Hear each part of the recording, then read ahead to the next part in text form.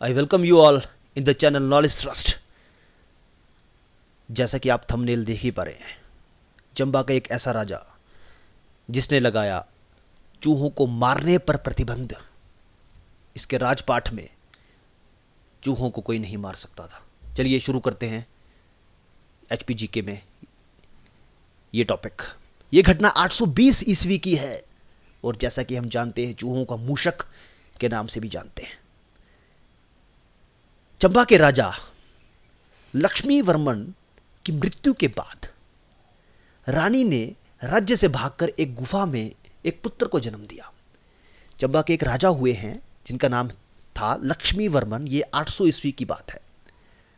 तो इनके कार्यकाल में ज़्यादा कुछ नहीं, महामारी से लोग मरे।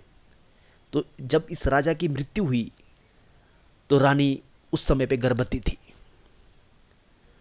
और रानी ने अपनी जान बचाते हुए एक गुफा में एक पुत्र को जन्म दिया। उस गुफा में घोर अंधेरा था।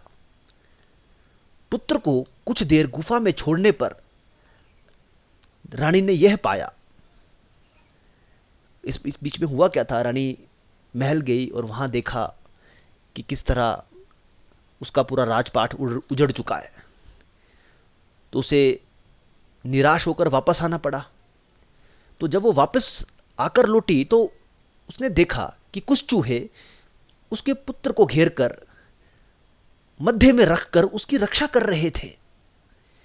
यह देखकर रानी आश्चर्यचकित रह गई। इसी घटना के बाद से इस बच्चे का नाम मुसान वर्मन प्रसिद्ध हुआ, क्योंकि उस वक्त राजपाट रानी के पास नहीं था। लक्ष्मी वर्मन की भी मृत्यु हो चुकी थी, इसलिए रानी और मुसान वर्मन जो रानी का बेटा था, पुत्र था, उन्हें सुकेत के राजा ने शरण दी। सुकेत के राजा ने अपनी बेटी का विवाह भी मुसान वर्मन से किया और उसे पंगाणा की जागीर भी दहेज में दी। मुसान वर्मन के शासनकाल में चूहों को मारने पर पूर्णतः प्रतिबंध लगा हुआ था और हम ये कह सकते हैं कि वह हिमाचल के इतिहास का एकमात्र ऐसा राजा हुआ जिसका चूहों के प्रति बेहद स्नेह था। तो यह घटना आपको याद रखनी है।